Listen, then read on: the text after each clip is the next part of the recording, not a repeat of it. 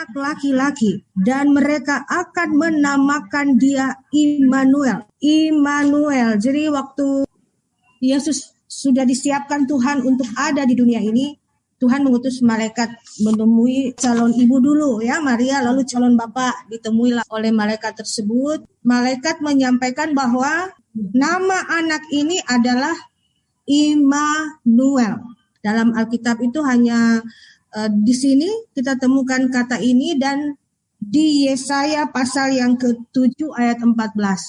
Itu pertama kali disebutkan oleh Nabi Yesaya. Jadi Nabi Yesaya itu sudah menyampaikan kata Immanuel ini lebih dahulu untuk menyampaikan bahwa inilah Mesias yang dijanjikan Allah. Jadi jauh sebelum Yesus Kristus lahir, pada masih zaman Nabi Yesaya sudah menyebutkan nama ini. Oleh karena itu patut kita tandain supaya tidak menganggap ini nama Immanuel ini baru muncul pada saat kedatangan malaikat kepada Yusuf. Tidak, nama ini sudah disampaikan oleh Nabi Yesaya jauh sebelum kelahiran Yesus Kristus. Mari kita buka aja Yesaya 7 ayat 14. Mungkin ada salah satu dari audiens bisa membacakan Yesaya 7 ayat 14. Yesaya 7 ayat 14. Sebab itu Tuhan sendirilah yang akan memberikan kepadamu suatu pertanda. Sesungguhnya seorang perempuan muda mengandung dan akan melahirkan seorang anak laki-laki, dan ia akan menamakan dia Immanuel. Ya, jadi malaikat ini mengingatkan kepada Yusuf bahwa anak yang nanti istrinya ini lahirkan, anak itulah yang disebutkan Yesaya pada waktu itu. Karena orang Yahudi itu kan sering membacakan kitab suci itu ulang-ulang di setiap Sabat. Jadi mereka sudah mendengar itu, Yesaya ngomong apa, Yesaya ngomong apa. Jadi sekian lama itu dari nenek moyang mereka diulang-ulang terus. Akhirnya tiba ketika di masa Yesus itu, kemudian dikatakan oleh malaikat itu bahwa ini loh yang disebutkan Yesaya yang lalu tuh. Namanya Immanuel, tidak meleset kan? Tidak berbeda dan tepat seperti yang disampaikan oleh Yesaya. Kenapa nama ini diberikan ya kalau berdasarkan konteks Yesaya ya? Israel ketika itu sedang berhadapan dengan kerajaan Asyur. Kerajaan Asyur yang memang pada saat itu kerajaan superpower. Israel dengan Bani Amon ini rencana berkoalisi untuk melawan Asyur. Tapi ini kerajaan terlalu gede buat mereka. Sehingga Raja Yehuda ini namanya ketika itu Ahaz merasa keder begitu, merasa kecil. Nggak mungkin kita kalahkan kerajaan Asyur ini. Nah, pada saat itulah Nabi Yesaya datang menyampaikan firman ini. Kata Immanuel itu keluar untuk memberikan penguatan kepada Israel pada saat itu, khususnya kerajaan Yehuda, bahwa mereka tidak sendirian untuk menghadapi Asyur yang besar itu. Immanuel, ya. Jadi itu kata itu pertama adalah diberikan kepada umat Israel pada saat itu untuk menguatkan bahwa mereka melawan musuh yang besar bukan dengan mereka sendiri, bukan dengan kekuatan mereka sendiri, tetapi Immanuel. Itu pada konteks Yesaya. Yang kemudian disampaikan bahwa Allah yang Immanuel itu bukan Immanuel yang sementara, tetapi Immanuel yang selama-lamanya. Jadi apa sebenarnya Immanuel itu? Artinya katanya disebutkan adalah Allah menyertai kita. Jadi kalau kita perhatikan dari konteks awal pertama kali disampaikan kata Immanuel ini, itu kan lawan kekuatan yang besar, lalu Yehuda merasa sendiri, lalu datanglah suara Tuhan mengatakan Immanuel, artinya jangan takut dong, kamu gak sendiri perang loh, kamu bersama aku gitu. Nah, dalam pesan Natal 2020 kemarin, kalau Bapak Ibu masih ingat tuh, PGI juga dan KWI mengingatkan ketika Musa mau diutus ke Mesir, itu kan takut dia. Takut sehingga dia sempat menolak untuk melaksanakan tugas itu, rasanya terlalu berat buat dia. Tapi pada saat itu dikutip di dalam pesan Natal 2020 kemarin, Tuhan mengatakan begini, di dalam Keluaran 3 ayat 10 sampai 12. Siapa aja boleh yang sudah dapat? Keluaran 3 ayat 10 sampai 12. Jadi sekarang pergilah, aku mengutus engkau kepada Firaun untuk membawa umatku, orang Israel keluar dari Mesir. Ini Musa berkata kepada Allah, siapakah ini? Maka aku yang akan menghadap Firaun dan membawa orang Israel keluar dari Mesir.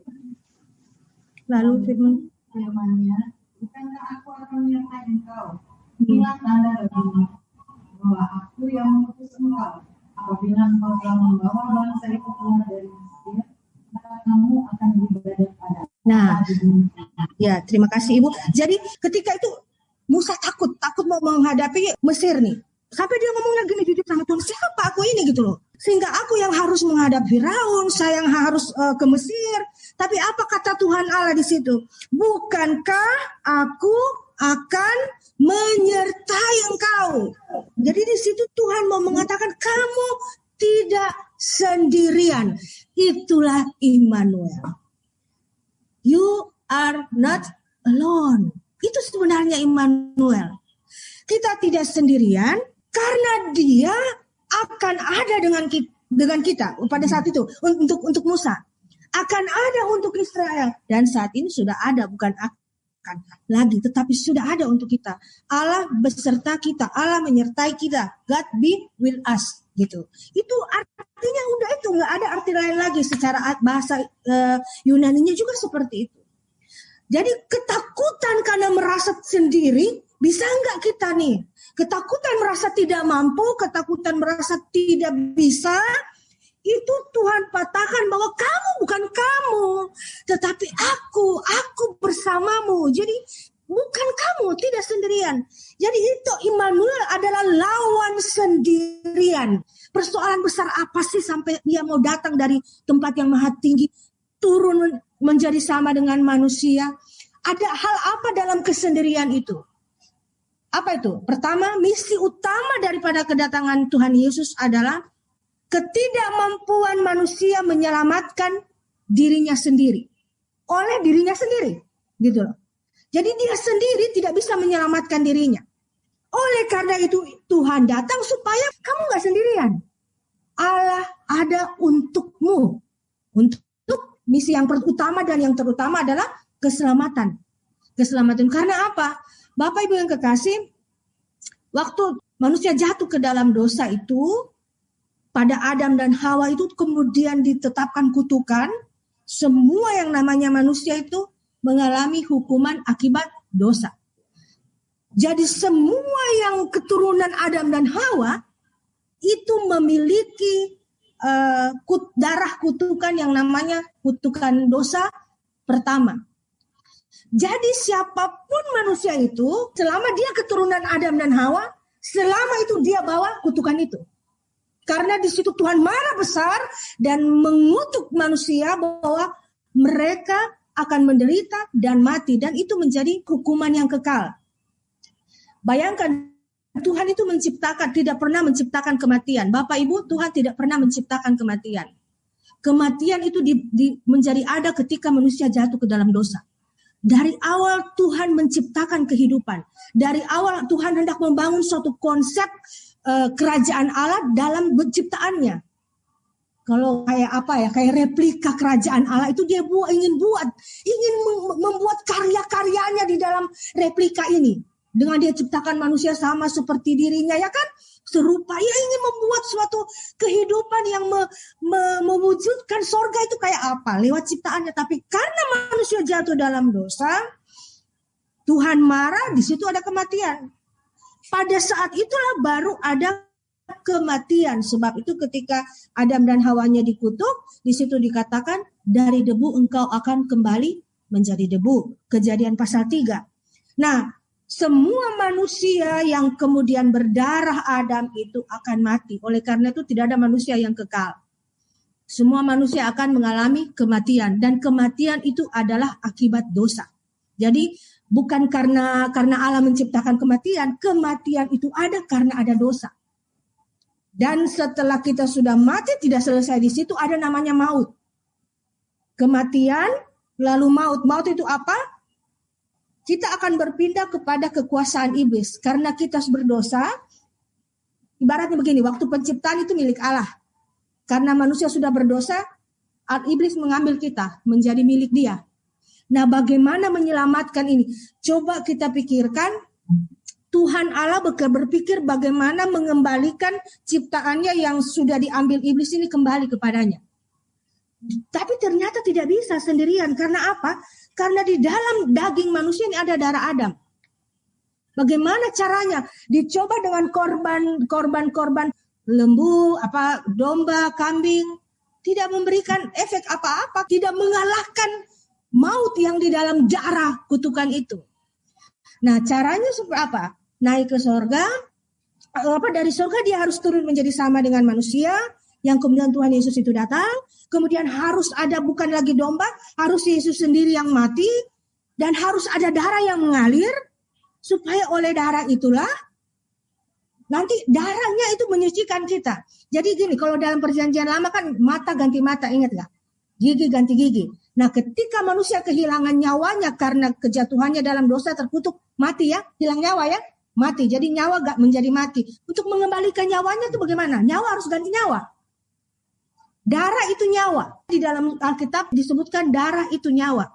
Makanya kalau misalnya kita ini sudah mati, darah kita beku, dianggap tidak lagi bernyawa ya. Nah, itu harus bagaimana darah di dalam diri kita ini disucikan. Kita tidak bisa nih, jadi 1000 kali kita buat benar, tetap tidak bisa. Karena apa? Kita punya darah Adam. Yang bikin kita ini akan masuk neraka ini karena darah di dalam kita ini. Biar kita pun sudah suci 100%, kita buat hukum Taurat itu benar-benar semuanya kita lakukan dengan benar, kita nggak bisa masuk surga. Karena kita punya darah Adam. Bagaimana membersihkan darah Adam ini? Nggak bisa, sudah menyatu dengan daging kita. Jadi darah Adam inilah yang akan membuat kebinasaan itu. Oleh karena itu, ada ajaran agama apapun membuat sempurna kamu jadi benar, tidak mungkin. Karena yang membawa kita kepada maut itu adalah kutukan darah Adam. Nah, itu yang dikatakan kita tidak bisa sendirian menyelamatkan diri kita. Oleh karena itu dia mau turun supaya kita tidak sendirian. Allah mau mengerjakan bagaimana caranya? Dia harus mati, dia harus tersalib, harus ada darah tertumpah, supaya darah itulah yang nanti menyucikan darah kita. Itulah misi utama Immanuel itu, untuk ada di dunia, untuk mengerjakan apa yang tidak bisa kita sendiri kerjakan, yakni menyelamatkan diri kita sendiri. Karena kita memiliki darah Adam itu. Oleh sebab itu di luar Kristus tidak mungkin ada keselamatan itu.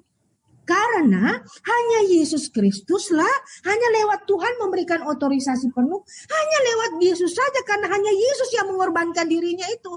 Buktinya satu-satunya bahwa dia benar-benar taat, dan itu melalui proses ketaatan loh. Semua manusia menjadi mati karena tidak taat. Dosa itu ketidaktaatan. Bukti bahwa hanya ada satu manusia yang bisa bangkit dari kematiannya adalah hanya Yesus. Itu berarti hanya dia manusia yang bisa taat. Bukan berarti bahwa Yesus itu sudah didatangkan di dunia. Allah datang lalu bikin superhero. Artinya gini, kebal dosa. Tidak. Yesus itu berjuang untuk taat loh. Karena dia memiliki darah Maria ibunya. Darah kedagingan itu ada pada dirinya loh. Dia itu anak Bunda Maria, dan Maria itu manusia. Manusia, benar-benar manusia yang punya darah Adam dan Hawa. Jadi bagaimana itu Yesus, dia berjuang untuk taat, lebih kepada mengikuti perintah Allah daripada kedagingan yang dia punya dari ibunya. Kan dia punya kedagingan Yesus. Kemanusiaan dari ibunya Maria. Tetapi rohnya adalah dari roh Allah. Dan coba kita lihat bagaimana, apa yang membuktikan bahwa Yesus itu benar-benar taat. Dia bangkit. Yang lain dalam Alkitab, ada yang naik ke surga tapi tidak lewat mati loh. Henok misalnya ya, di dalam perjanjian lama tuh kejadian keturunan daripada Set itu terangkat tapi tidak mati. Jadi hidup-hidup diangkat ke surga. Elia juga gitu kan, Elia kan tidak mati. Elia terangkat ke surga, tapi tidak melalui proses kematian. Jadi putus nafas, dikuburkan. Hanya ada satu yang melalui proses kematian, dan yakni Yesus. Banyak kejadian di dunia ini orang yang juga mati dan bangkit, tapi dia mati kembali. Itu kan bedanya. Yang namanya mati suri, ya kan? Benar, banyak yang dia sudah mati, secara medis dinyatakan sudah meninggal, tetapi dia bangkit lagi, oke. Namun pada waktu tertentu dia akan kembali mati. Tapi Yesus tidak.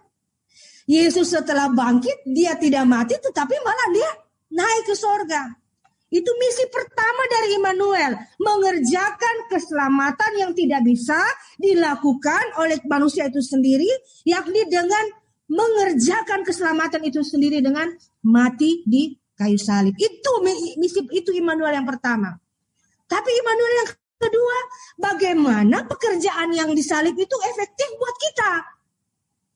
Yang kerjakan Yesus tuh disalib. Terus bagaimana bisa menjadi terkonek dengan kita? Dia harus turun, bahwa roh Allah itu harus turun ke dalam orang-orang yang menaruh percaya. Maka kerja keselamatan itu menjadi berlaku pada diri kita. Kan begini, yang kerjakan keselamatan itu kan Tuhan Yesus tuh. Oke, sudah selesai ya misi pertama. Bagaimana supaya apa yang Tuhan lakukan itu, kematiannya dan kebangkitan itu jadi berlaku buat kita? Yesus itu, roh itu harus ada di dalam kita. Supaya dia menyucikan darah kotor kita ini. Darah Adam itu yang harus dibersihkan dengan darah Yesus. Bagaimana caranya? Dengan iman kita, roh Allah yang adalah Yesus Kristus itu sendiri turun ke dalam semua orang yang percaya. Itulah Immanuel yang kedua. Allah beserta kita yang ada di dalam diri kita ini. Jadi Immanuel itu apa? Immanuel itu adalah Roh Kudus untuk saat kita ini. Roh Kudus yang ada di dalam diri semua orang percaya. Ia ada di dalam kita. Itu namanya dia beserta kita selama-lamanya. Bahkan nanti sampai pada akhir zaman, yang memberi kesaksian nanti pada penghakiman itu Roh Kudus. Bahwa kita ini adalah miliknya. Karena dengan apa? Diidentifikasi dengan apa? Seperti kalau ini peristiwa musibah yang terjadi kan. Ada banyak korban-korban yang mau diidentifikasi. Ini siapa? Nanti kita kalau ke akhir zaman identifikasinya apa? Antara manusia yang mana milik Kristus. Kita tidak usah teriak, Tuhan saya Kristen, tidak perlu. Karena Roh Kudus di dalamnya yang akan bersaksi, ini anakku. Itu mencerahi kita. Oh, itulah yang namanya Immanuel yang kedua itu tadi. Gini loh, saya ulang. Immanuel yang pertama tuh misinya penyelamatan, ya kan? Karena apa? Manusia tidak bisa menyelamatkan dirinya sendiri, oke? Caranya apa? Harus ada yang taat. Gagal semua taat. Dikasih hukum Taurat, gagal semuanya. Akhirnya dia turun sendiri nih. Selesaikan. Misi pertama berhasil ya kan? Yesus tidak saja mati tapi bangkit, berarti sukses. Oh berarti sah nih. Lalu sekarang bagaimana supaya kerja Yesus itu efektif buat kita? Dia harus masuk ke dalam kita. Kalau nggak masuk nggak bisa nyuciin darah Adam kan di dalam daging kita. Oleh karena itu katakan banyak orang bisa bicara saya diselamatkan. Benar Anda bisa buat 1000 kebaikan. Tapi darahmu akan membawamu ke maut. Bukan perbuatanmu, ingat loh. Darahmu, kamu berbuat baik pun. Darahmu itu yang akan memenjarakanmu dalam hukuman kekal. Karena kamu keturunan Adam dan Hawa. Tidak ada yang membebaskan kamu. Tapi terpujilah Yesus. Dia datang supaya dia mendiami ini. Darah kita ini sudah cuci darah. Oleh imanmu, Efesus 3 ayat 17 mengatakan, oleh imanmu Kristus diam di dalam hatimu. Amin. Apa yang menjadi? Coba mari kita bedakan mengapa menjadi begitu luar biasanya Immanuel. Coba baca Kejadian pasal 6 ayat 3. Minta salah satu bacain. Kejadian 6 ayat 3.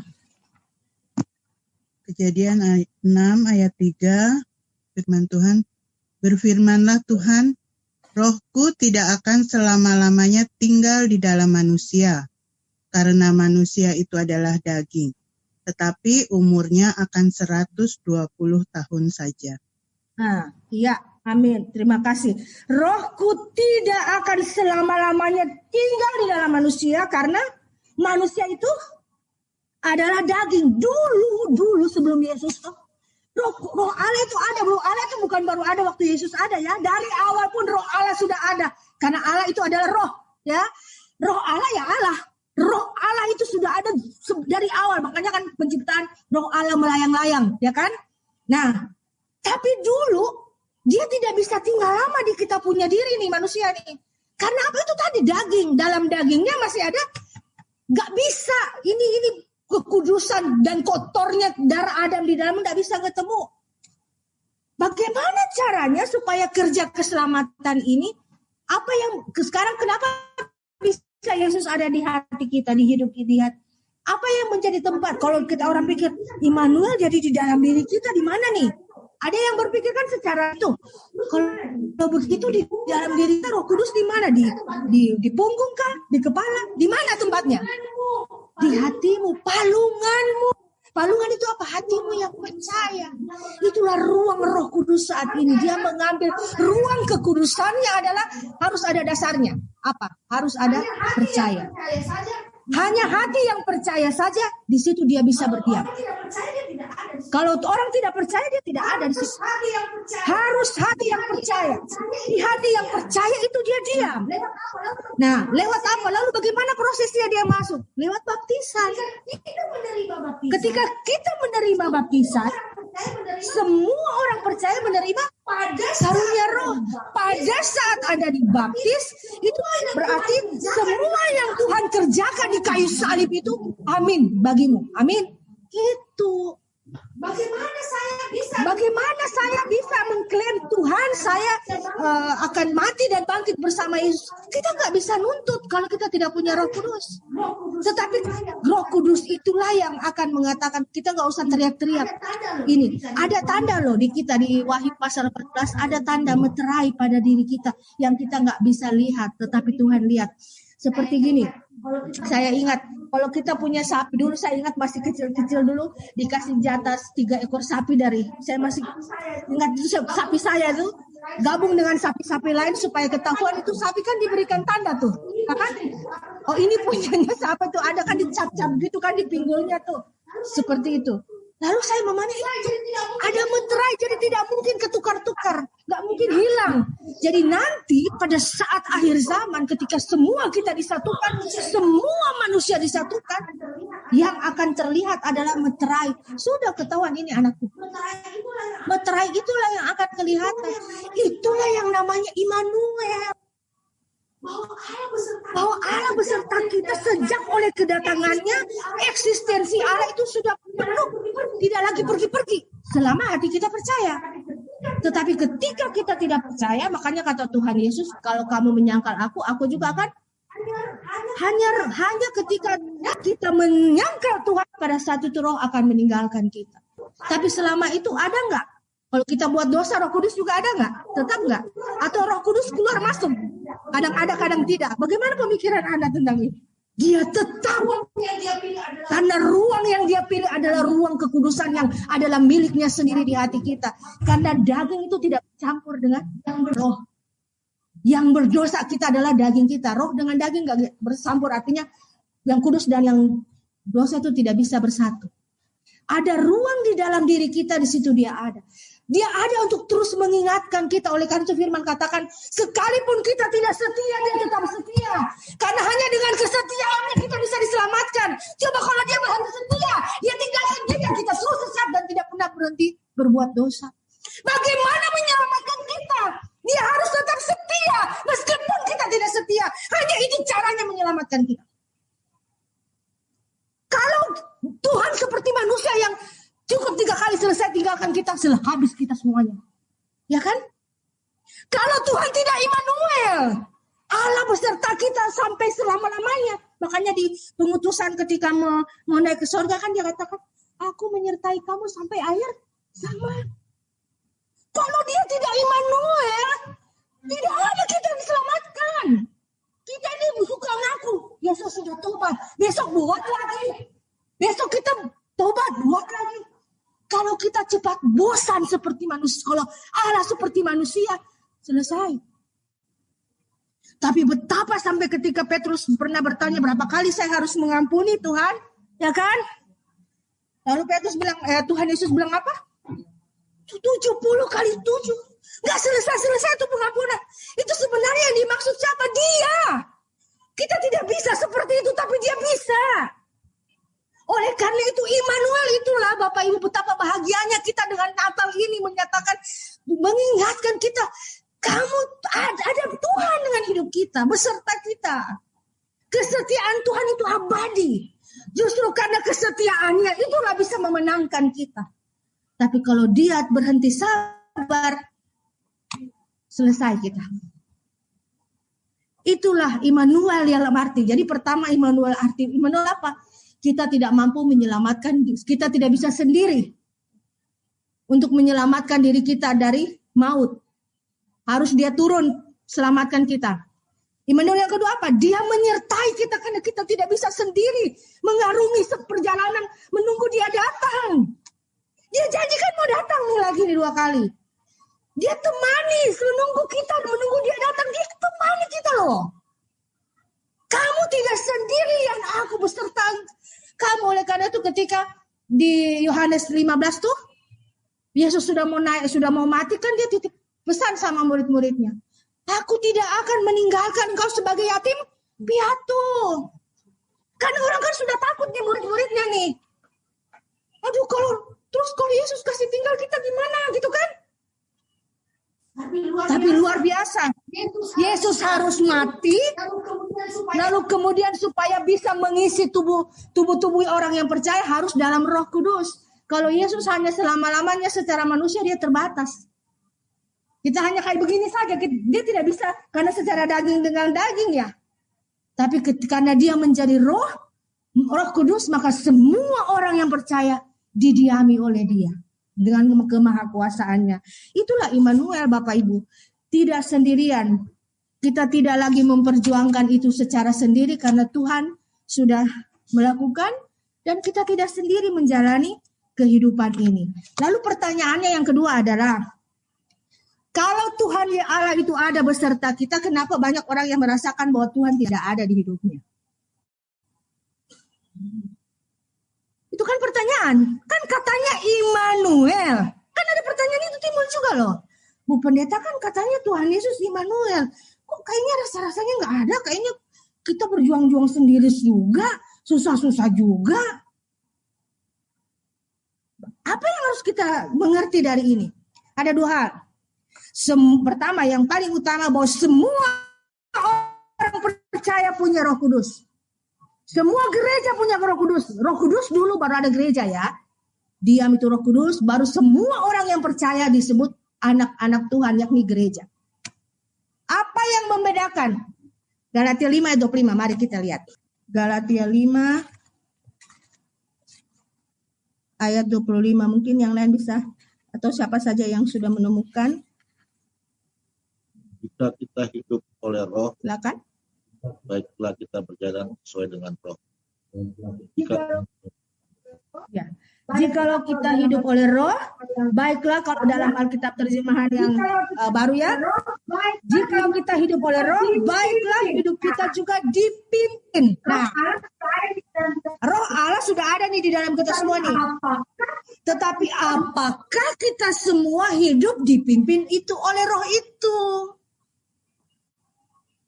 Dia sudah ada nih, sama seperti di rumah ada orang tua. Apakah semua anak mendengarkan orang tuanya? Begitu. Kita sudah punya Roh itu di dalam diri kita. Apakah kita hidup dipimpin oleh Roh itu atau tidak? Sehingga kuasa Dia beserta kita menjadi apa ya? Menjadi nyata gitu loh. Menjadi terbukti tuh. Ada benar Roh Kudus enggak? Kita nantang nih mana Roh Kudus. Tapi pertanyaan, apakah kita hidup dipimpin Roh Kudus atau tidak? Artinya apa? Dipimpin Roh. Kalau lawannya apa? Dipimpin oleh kedagingan kita sendiri. Kita kasih ambil contoh pada kisah Markus 4 ayat 35 sampai 41. Di mana Yesus meredakan angin ribut. Nah, di sini kita kalau lihat, ingat gak cerita ini? Yesus meredakan angin ribut. Yesus ada di perahu. Apa yang dilakukan Yesus di situ? Yesus tidur ya. Kenapa Yesus tidur? Coba lihat ayat 35. Saya ajak saudara. Mari saudara, kapan lagi baca Alkitab? Ayo semangat. Kita baca Alkitab. Oke, saya ajak ya. Kita coba untuk salah satu teknik juga untuk mengerti firman Tuhan kayak gini. Coba baca, saya ajak ya. Pada hari itu, waktu hari sudah petang, Yesus berkata kepada mereka, marilah kita bertolak ke seberang. Yang ajak siapa? Yesus ya. Gini loh, mari berarti dia sebagai yang pengajak, subjek ya, subjek. Nah sekarang lanjut 36.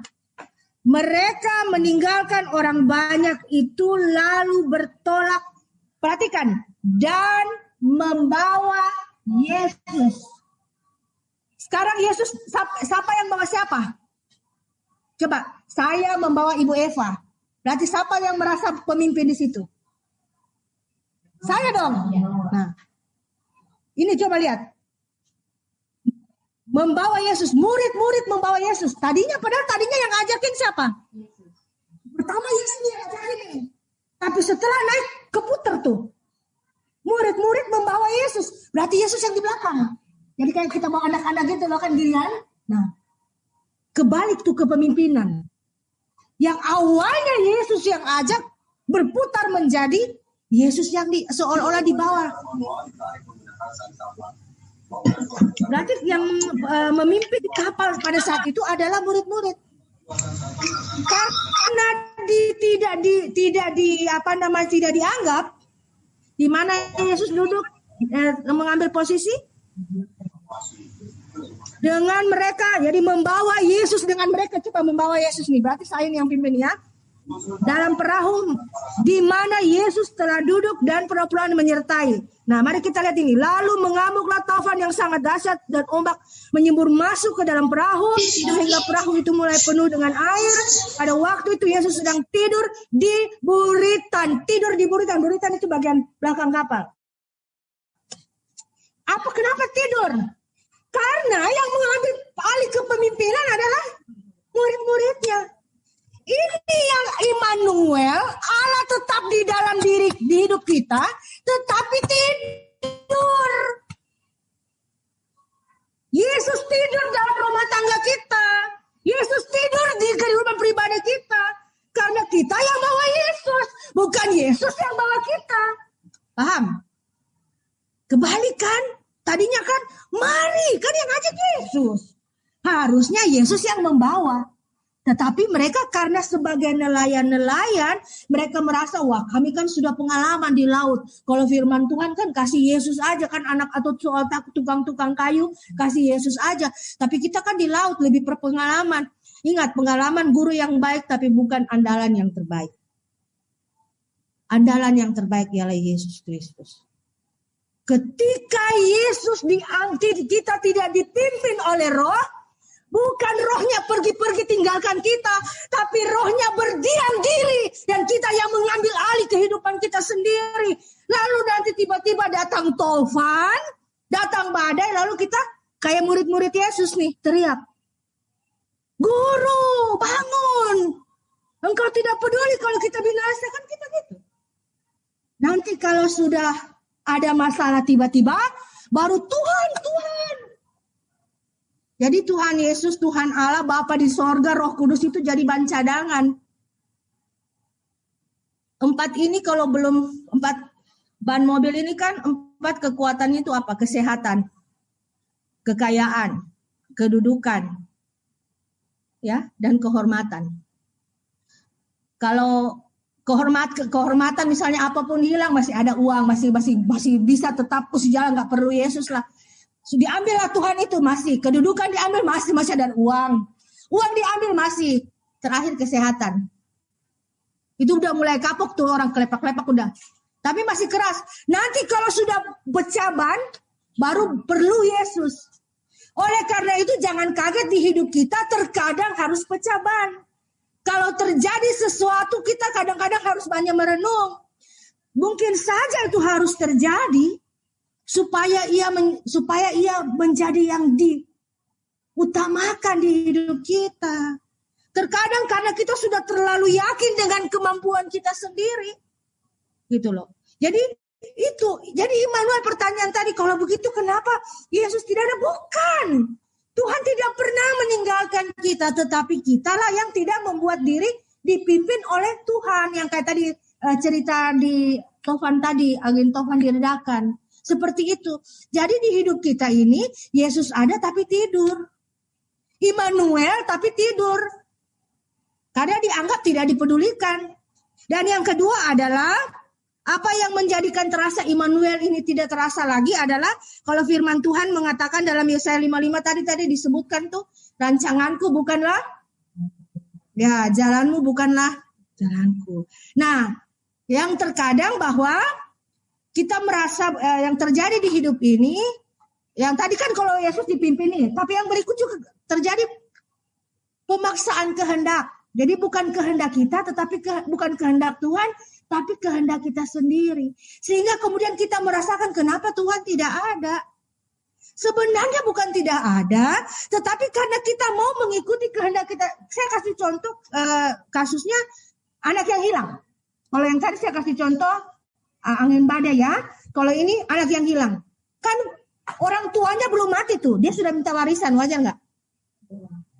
Orang itu minta warisan kecuali bapaknya dan mamanya udah kagak ada. Ini bapaknya masih hidup, dia minta warisan. Dia memaksakan kehendaknya dan dia pergi. Bapaknya bilang, oke, silakan ambil ini. Dia pergilah, kan dia pergi tuh. Akhirnya apa? Habis duit, dia malah jadi makan makanan babi, jadi susah. Memaksakan kehendaknya dan hasilnya justru mengecewakan. Jadi terkadang kita merasa bahwa Tuhan tidak beserta kita karena justru yang kita jalani itu bukanlah kehendak Tuhan, tapi kehendak kita sendiri. Jadi bukan berarti Tuhan tidak pernah ada. Nah, sekarang kemudian menutup ini kita masuk ke, jadi lalu bagaimana dengan COVID saat ini misalnya ya, pandemi. Saya ingin membagikan ini bagi Bapak Ibu. Coba kita baca Wahyu 3:8 sampai 10, minta tolong.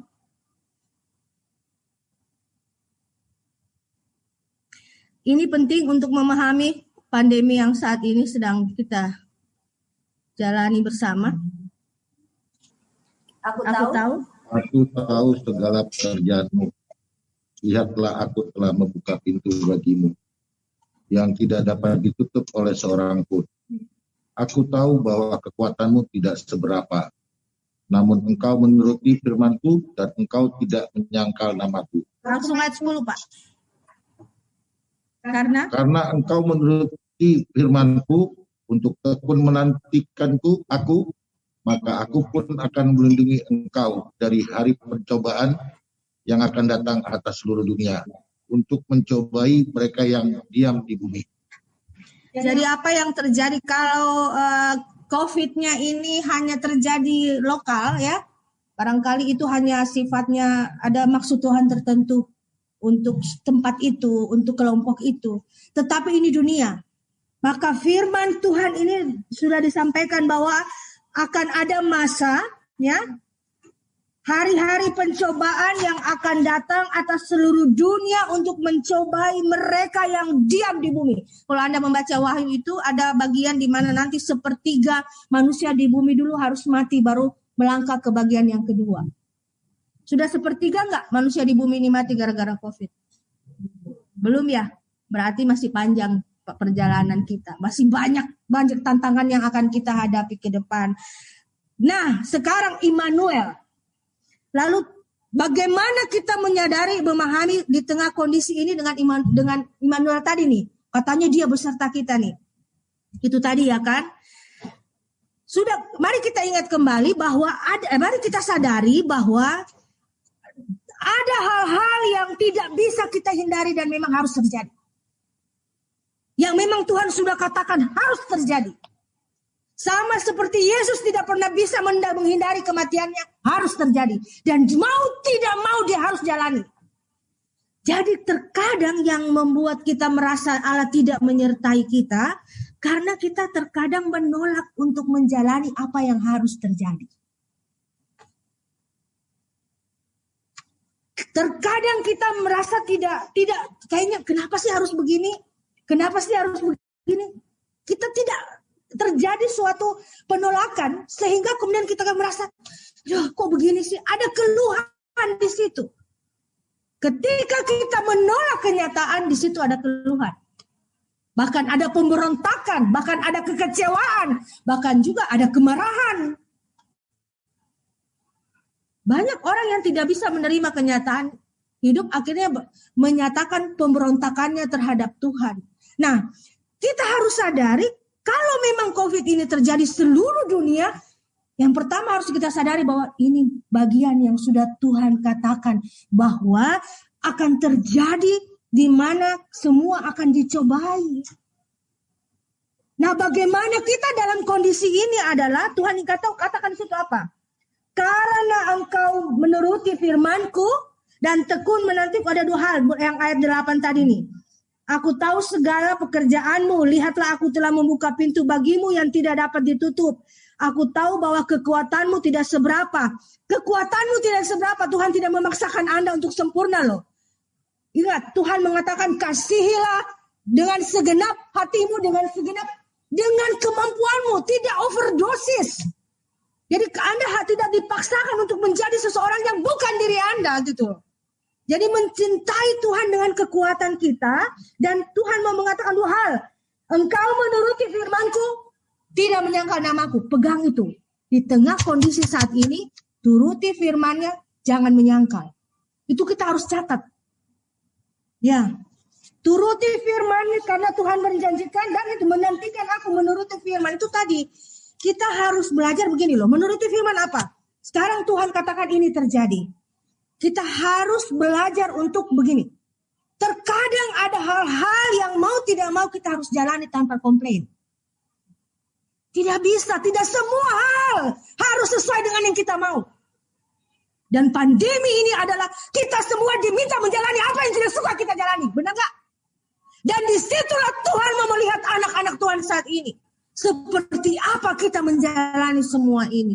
Ingat, Yohanes Pembaptis bilang nanti semua orang akan ditampi. Anda tahu kalau Anda tabis beras ya? Itu yang batu-batu keluar toh. Kalau tabis begini yang kosong-kosong, beras padi-padi kosong terbang-terbang. Ini lagi proses. Jadilah beras yang berkualitas supaya tidak terlempar keluar dari. Jangan kosong. Jangan jadi Kristen yang kosong. Nanti keluar dari ketika ditapis gini loh. Ini saat-saat di mana kita semua harus sama-sama menjalani ini dengan. Ingat tadi Tuhan bilang. Menuruti firman Tuhan. Tidak tinggalkan namanya. Itu. Dan percaya bahwa Dia beserta kita. Kan Tuhan sudah janji sekalipun gunung-gunung beranjak. Ingat itu, Tuhan tidak pernah tinggalkan kita. Seperti itu. Yesus Kristus tidak berubah dulu sekarang. Ingat firman-firman seperti itu. Yang berikutnya juga dikatakan langit dan bumi akan berubah. Tapi firman-Ku tidak akan berubah. Nah, lalu bagaimana kita menyanggapinya? Mari kita lihat. Bagaimana bisa Yesus menjalani itu? Allah turun dari tempat yang tinggi menjadi sama dengan manusia. Artinya apa? Untuk bisa menjalani penderitaan ini, kita juga harus turun dari atas ke bawah. Harus rendah hati. Bayangkan dari tempat yang maha tinggi, dia turun menjadi sama dengan manusia. Kalau kita ini tidak mau turun, kita akan terus menggerutu dan tidak akan pernah ditemukan sukacita di pandemi ini. Tidak akan pernah, saudara. Hanya bila saudara dan saya mau rendah hati, mau turun sedikit, kita dapat jalani penderitaan. Karena Yesus bisa menjalani kematian karena Dia rendah hati. Kalau kita manusia, kenapa saya harus jalani ini? Ngapain kan gitu? Tapi Dia siap hatinya. Oleh karena itu kan Yesus kasih tahu sama kita di Matius 11 ayat ke-29. Jadi bagaimana menjalani kondisi saat ini? Kita belajar kata Tuhan Yesus apa di Matius 11 ayat 29. Pikulah kuk yang kupasang dan belajarlah padaku karena aku lemah lembut dan rendah hati. Lembutkan hati kita saat ini, jangan keras. Gitu. Belajar dari Tuhan bagaimana Tuhan bisa menjalani penderitaannya. Kuncinya apa? Lemah lembut dan rendah hati. Tidak ngotot. Jangan, bahkan air pun, kasus kemarin itu air pun kan keras permukaannya. Coba lawan air juga. Keras kan? Pesawat pun bisa hancur. Padahal permukaan air loh. Air pun bisa keras. Saat ini bagaimana kita bisa jalani? Lembutkan hati kita. Udah tidak bisa kita melawan. Terkadang ada hal yang mau tidak mau kita jalani saja. Sampai Tuhan membawa ini selesai. Yang penting Tuhan pegang tanganku. Pegang keluarga kami. Pegang peluk kami. Saat kami letih, saat kami bertanya jawab. Itu aja. Jangan melawan. Anda akan hancur kalau Anda melawan. Ada saatnya di mana kita harus mau turun. Ini masa di mana orang yang tinggi-tinggi diturunkan. Karena tidak ada kemuliaan tanpa penderitaan. Tidak ada sorga tanpa salib. Tidak ada kebangkitan tanpa salib. Semua orang harus belajar menderita. Semua orang harus belajar menjadi sama dengan manusia lainnya. Saat ini Tuhan mau menemukan pribadi-pribadi itu. Semoga Bapak Tuhan menemukan Bapak Ibu memiliki pribadi-pribadi itu. Amin. Pribadi yang mau mengatakan dulu saya begini. Tapi terima kasih Tuhan mengajari saya menjadi orang yang biasa-biasa saja. Dulu saya makan di restoran mahal. Terima kasih Tuhan mengajari saya untuk ada duduk seperti Tuhan duduk makan bersama Lazarus. Tuhan mau menyelamatkan kita dalam pandemi ini. Mau hancurkan kesombongan kita. Karena tidak ada tempat bagi kesombongan di sorga. Kita belajar untuk turun. Allah mau turun dari langit menjadi sama dengan manusia. Siapa kita ini? Baru 1 tahun pandemi kita sudah menjerit-jerit. Karena kita tidak mau turun. Kita tidak mau beradaptasi dengan keadaan. Gaya hidup kita terlalu mengikat kita. Sehingga kita tidak bisa kembali kepada kesederhanaan. Tahu saudara, semua orang kena dampaknya saat ini. Karena untuk kerajaan sorga harus ada manusia-manusia berkualitas. Jangan gampang, sorga itu bukan kerja murahan. Dia untuk sorga itu Yesus mati coba. Lalu kita mau minta sorga tanpa kita dibentuk. Maaf saudara, kita harus dibentuk menjadi pribadi-pribadi yang layak sorga lewat penderitaan ini. Untuk melihat kualitas kita. Untuk melihat siapa Anda di tengah kondisi ini. Apa artinya Immanuel? Allah saja mau turun. Maka dengan pandemi ini yang mau Tuhan engkau mau mengajari saya untuk lemah lembut dan rendah hati. Turun. Dan yang berikut apa? Harus sehati sepikir kalau menurut saya sih. Harus ada support system. Kadang-kadang yang saling kita kuat tapi kadang istri tidak kuat. Harus sama-sama. Satu keluarga harus saling mensupport. Untuk saling menguatkan bahwa kita tidak boleh melawan. Mari kita jalani. Mari kita jalani dengan apa adanya. Mari kita saling menguatkan dan mari kita percaya Yesus Kristus tetap sama. Dulu, sekarang dan selama-lamanya. Kita punya Yesus. Tuhan yang akan menolong kita melalui semuanya ini. Demikian Bapak Ibu Saudara, saya bersukacita bisa membagikan firman ini. Mari jangan biarkan pandemi berlalu tanpa Tuhan menemukan Anda di sini. Kiranya Tuhan Yesus menemukan kita dalam pandemi ini. Amin. Tolong Tuhan. Tolong remukkan kita punya kekerasan hati supaya kita ikhlas jalani ini. Sama seperti engkau ikhlas menjalani kematian dan kebangkitanmu. Tolong temukan kami di dalam pandemi ini. Supaya karena nanti Bapak Ibu, ini kan masih bergelombang nih. Kualitas kita teruji di sini. Harus menang di sini loh. Mari menang di sini. Karena untuk ke depan kita akan semakin mendapatkan yang lebih, tetapi Tuhan akan memberikan kita semacam, kalau begini, kita punya imun sama, dan ini loh Bapak Ibu, sekarang lagi vaksin nih kan, sudah bagus nih ada vaksin nih, tapi kalau orang nggak mau ya berarti tidak kebal. Sekarang ini firman disampaikan sama seperti itu, Tuhan sudah sampaikan bagaimana, tapi kalau orang tidak mau menerimanya, ya dia sendiri tidak merasakan efektivitas daripada vaksin itu. Kita tidak merasakan Immanuel itu karena kita tidak menjalankan apa yang Tuhan. Selamat Natal 2020, selamat tahun baru.